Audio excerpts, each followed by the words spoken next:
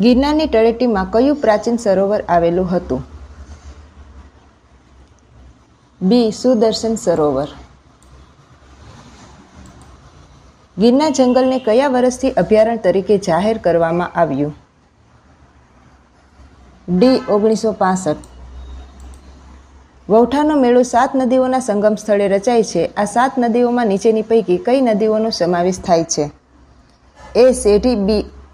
મેશ્વો, માઝમ, સાબરમતી અને Vatrak. Film industry માટેનું પ્રસિદ્ધ સ્થળ જણાવો. સી. ઉમરગામ. ખંભલાઈ માતાનું પ્રસિદ્ધ સ્થાનક ગુજરાતના કયા સ્થળ ઉપર આવેલ છે? સી. માંડલ. કુદરતી ગેસના ઉદ્ભવસ્થાન તરીકે જાણીતું સ્થળ જણાવો. બી. ગંધાર.